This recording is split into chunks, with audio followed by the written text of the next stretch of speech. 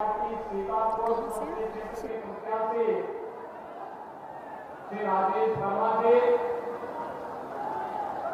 हमारे लोकप्रिय विधायक श्री ज्ञान तिवारी जी,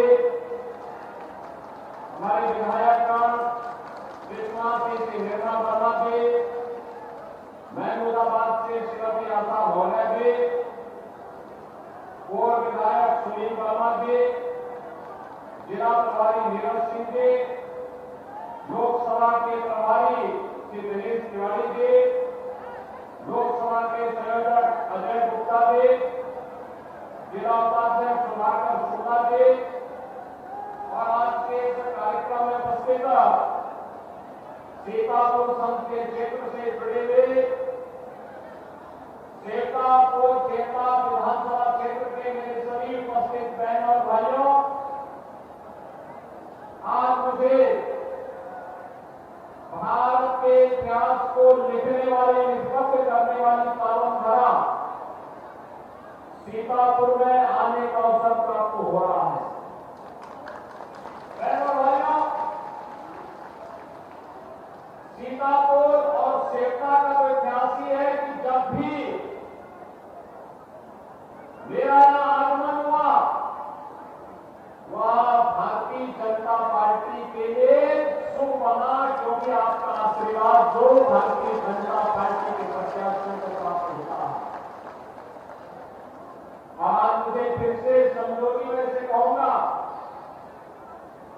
इस लोकसभा क्षेत्र की मेरी सभा यहां पे हो रही है। मुझे याद है 2017 में यहां पर श्री ज्ञान तिवारी जी के लिए सभा करने के लिए मैं आया था और तब आपने आश्वस्त किया था कि हर हाल में श्री ज्ञान तिवारी विधायक बनेंगे। और बहनों भाइयों, आपका आशीर्वाद मिला, ज्ञान तिवारी आज विधायक बने और ज्ञान जी ने राजेश वर्मा जी के साथ मिलकर यहाँ की बाढ़ की समस्या का समाधान करने में लगभग पूरी सफलता प्राप्त कर दी है।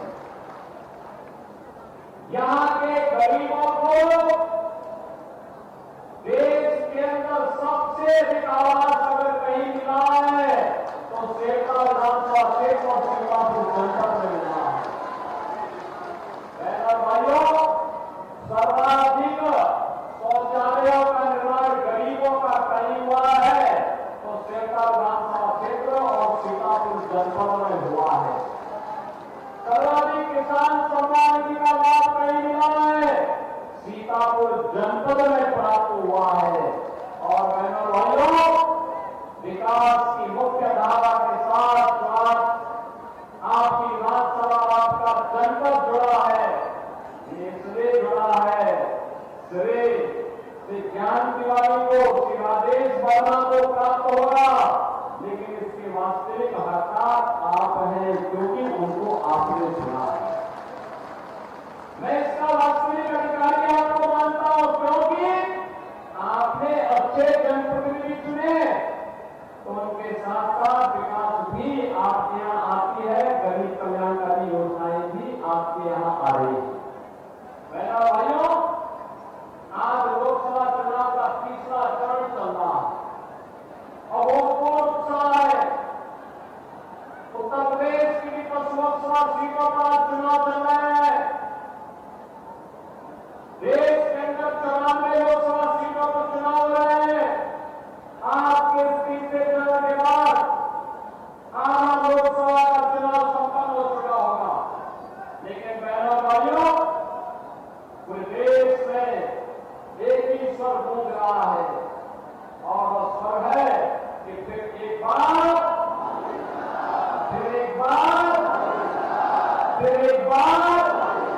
मोदी सरकार का, मोदी जी को तीसरी बार प्रधानमंत्री बनाने के लिए माताओं का आशीर्वाद, नौजवानों का सहयोग, अन्नदाता किसानों का भी आशीर्वाद प्राप्त हो रहा है।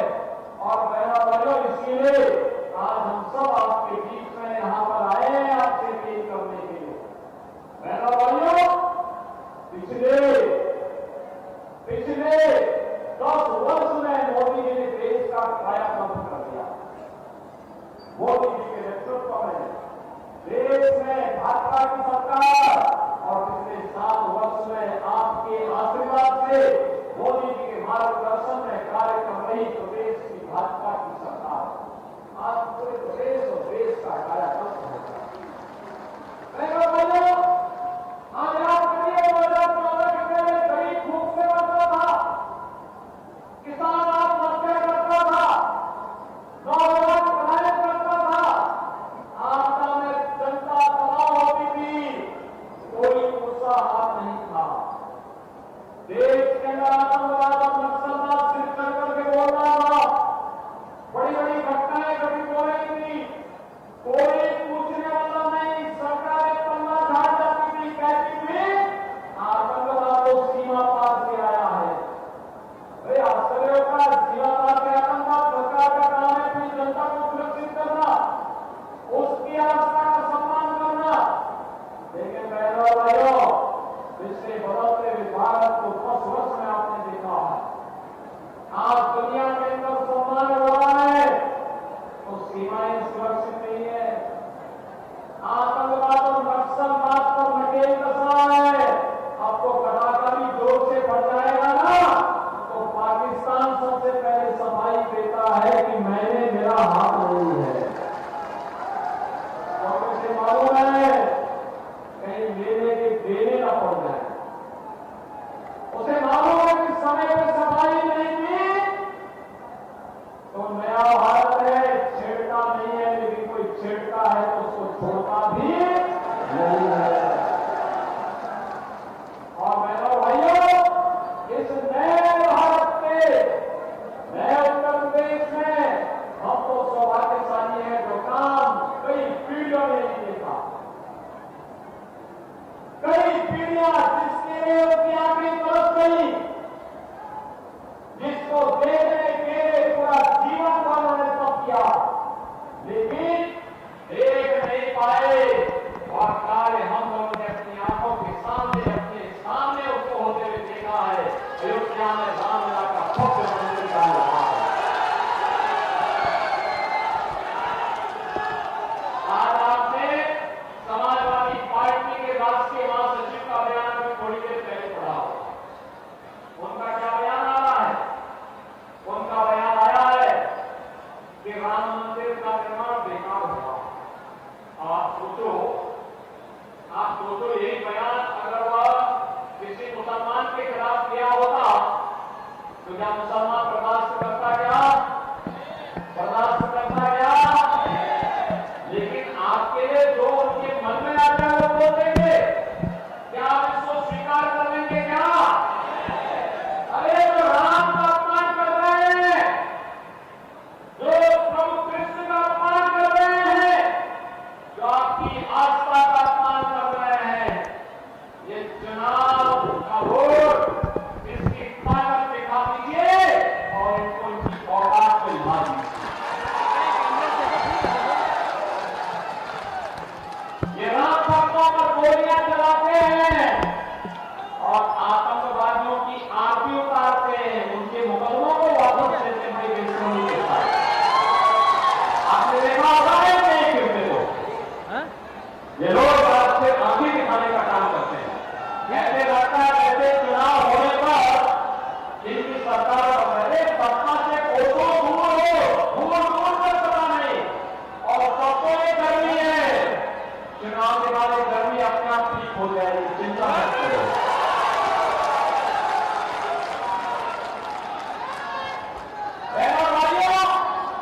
मोदी जी के नेतृत्व में कितना विकास हुआ, हाईवे बन रहे हैं, रेलवे बन रहे हैं, रेलवे की नई ट्रेन आ रही है, नमो भारत, वंदे भारत, अमृत भारत ट्रेन से नई हार्वर्ड क्लास ट्रेन भारत के अंदर चल रही है।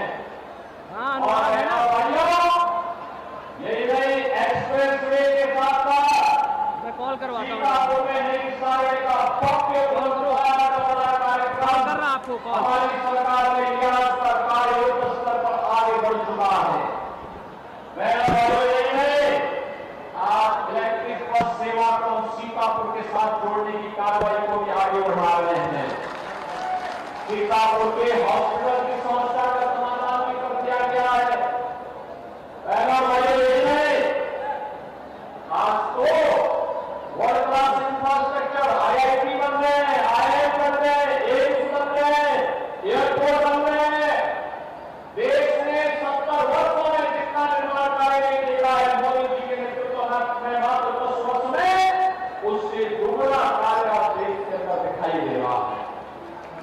और गरीब कल्याणकारी योजनाओं की तो कोई गिनती ही नहीं। 80 करोड़ लोग फ्री में राशन की सुविधा का लाभ प्राप्त कर रहे हैं। पाकिस्तान का हिमायत करने वाले, पाकिस्तान का समर्थन करने वाले लोगों को बताइए कि भारत को तोड़ करके जो पाकिस्तान अलग बना था, आज मान लो भूखों मर रहे हैं, देख रहे हैं 1 किलो आटा के लिए कैसे छीना शक्ति होती है। ये भारत 80 करोड़ लोगों को फ्री में राशन दे रहा है। बहनों भाइयों, 60 करोड़ लोग आयुष्मान भारत की सुविधा प्राप्त कर रहे हैं। फ्री में उपचार, 5 लाख रुपए की फ्री में उपचार। और हमने तो उत्तर प्रदेश में व्यवस्था की है।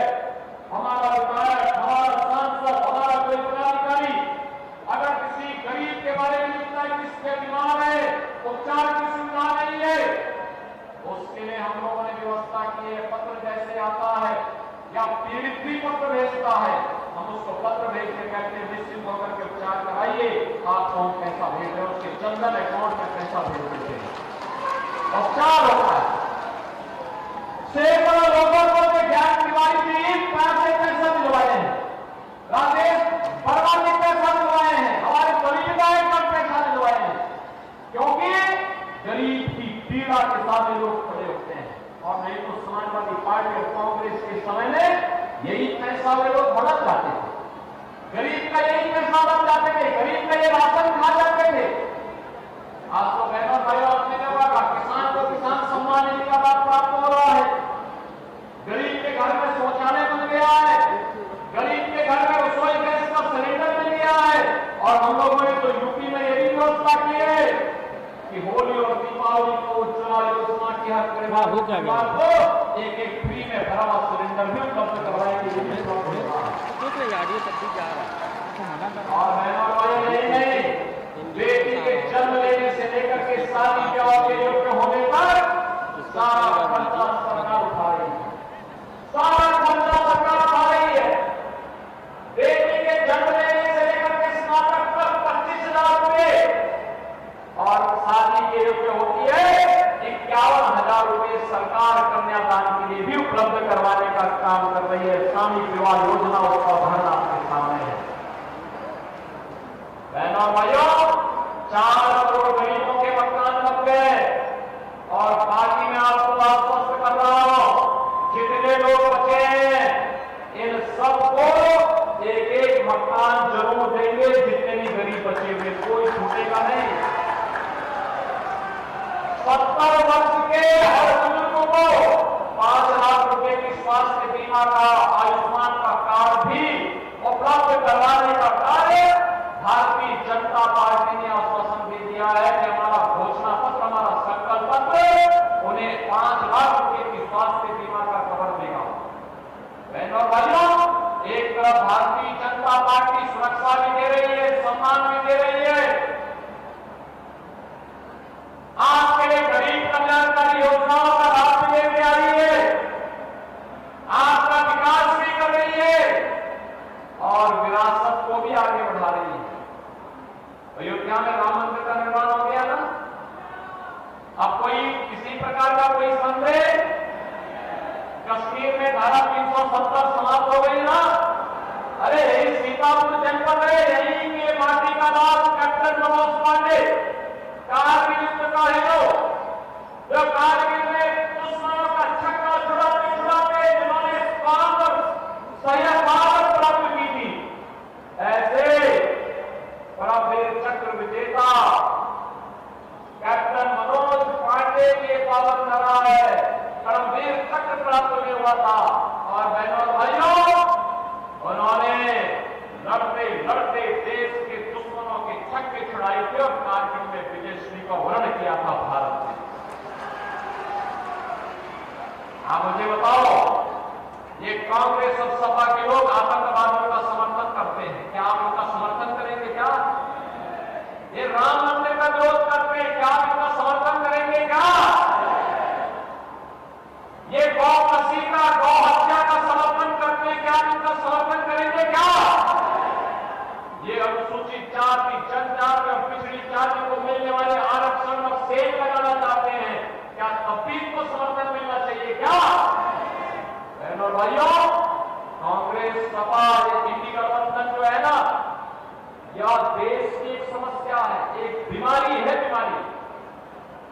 बीमारी को जितनी जल्दी दूर कर देंगे उतनी जल्दी भारत विकसित भारत बन जाएगा। विकसित भारत के लिए आत्मनिर्भर भारत बनाना पड़ेगा। आत्मनिर्भर भारत का मतलब हर नौजवान आत्मनिर्भर, उसके हाथ को कार्य होगा, रोजगार होगा, और महिला आत्मनिर्भर और स्वावलंबी होगी। 3 करोड़ ड्रोन दीदी लखपति दीदी के रूप में बनाने का प्रधानमंत्री जी ने संकल्प लिया है। अगले ही कुछ वर्षों में आप देखना 3 करोड़ महिलाओं को आर्थिक स्वावलंबन की ओर में आगे बढ़ाने का काम तो डबल इंजन सरकार करेगी। बहनों और भाइयों, यही नहीं, किसान खुशहाल होगा, व्यापारी खुशहाल होगा। यही अनुमत नहीं, समाजवादी पार्टी नौजवानों के हाथों में तमंचे लहराती थी, आज हमने इन नौजवानों के हाथों में टैबलेट दे दिया। टैबलेट स्मार्ट यूथ होगा हमारा। समाजवादी पार्टी के समय में बेटी भी सुरक्षित नहीं थी, व्यापारी भी सुरक्षित नहीं था। आज बेटी को सुरक्षा का पुख्ता इंतजाम हो गया है। व्यापारी से कोई रंगदारी नहीं ले सकता। व्यापारी को पीएम समिति के साथ जोड़ दिया गया और अयोध्या में रामलला विराजमान हुए हैं तो माफिया और अपराधियों का राम नाम सत्य है कि यात्रा भी निकल गई है। आप देख रहे होंगे ना, ये समाजवादी पार्टी के लोग राम का विरोध करते हैं, राम भक्तों पर गोली चलाते हैं, आतंकवादियों का समर्थन करते हैं, राम भक्तों के मरने पर खुशी मनाते हैं। और जब बहनों और भाइयों, आपने देखा होगा एक माफिया की मौत पर कैसे घड़ियाली आंसू बहाते हैं इस समाजवादी पार्टी के नेताओं का चरित्र आपने देखा होगा। और इसीलिए आज मैं आपके पास आया हूं आपसे कहने के लिए, भारतीय जनता पार्टी ने विकास किया है, सुरक्षा का वायदा किया है। भारतीय जनता पार्टी ने सुरक्षा और विकास के जिन मुद्दों को लेकर के आपके बीच मोदी जी के नेतृत्व में आई थी, उन मुद्दों को बखूबी उसने आगे बढ़ाया है। और आज जब हमें आत्मनिर्भर और विकसित भारत का निर्माण करना है तो विकसित भारत के लिए मोदी फिर से आवश्यक है। मोदी जी के नेतृत्व में विकसित भारत की इस परिकल्पना को साकार करना है। और इस विकसित भारत के लिए अगर मोदी जी तीसरी बार आवश्यक है तो सीतापुर के लिए सीतापुर का भी उसमें योगदान होना चाहिए। होना चाहिए ना, होना चाहिए ना। और इसके लिए श्री राजेश वर्मा जी आवश्यक है। राजेश वर्मा जी को चुनाव करा के भेजेंगे, लेकिन इसके लिए बहनों और भाइयों आपको घर घर जाकर के लोगों से 13 मई के लिए वोट डालने के लिए बोलना पड़ेगा। जैसे आज हो रहा है, अभी तक लगभग 40% वोट पड़ चुका है। लगातार लोग वोट दे रहे हैं कमल चुनाव चिन्ह की तरफ। सारे लोग, महिला, पुरुष, नौजवान सबका रुझान है। सब लोग कह रहे हैं कि फिर एक बार मोदी सरकार और अब की बात 400 पार। इस लक्ष्य के साथ लोग आगे बढ़ेंगे। आप ही जुड़ेंगे ना, आप ही जाएंगे ना इसी के साथ। राजेश जी को चुनाव करा के भेजेंगे, लेकिन इसके लिए घर घर जाना होगा, एक एक मतदाता को बोलना होगा कि गरीबों के हितैषी सरकार मोदी जी की भाजपा की सरकार है, सुरक्षा देने वाली सरकार बीजेपी की सरकार है, अयोध्या में राम को लाने वाली सरकार बीजेपी की है, और वो देश की आवाज है जो राम को लाए हैं हम उनको सहमत है ना। अयोध्या कितने लोग हैं इधर? अरे काफी बड़ी संख्या चली गई। और मैं कहूंगा ज्ञान तिवारी जी से भी, अपने विधायकों से भी और राजेश जी से भी चुनाव के बाद एक बार बाकी लोग जो बचे हैं उनको भी अयोध्या का दर्शन जरूर करवाएं। नई अयोध्या है, एकदम नई अयोध्या। ऐसे लगता है जैसे त्रेता में प्रभु राम के समय की अयोध्या फिर से वापस आ गई है। और एक काम केवल भाजपा करा सकती है, कांग्रेस और सपा के लोग तो रामद्रोही है। और इसलिए बहनों भाइयों, 13 मई को श्री राजेश वर्मा जी को कमल चुनाव चिन्ह पर भारी बहुमत से विजयी बनाने की अपील आप सबसे करने के लिए मैं यहां पर आया हूं।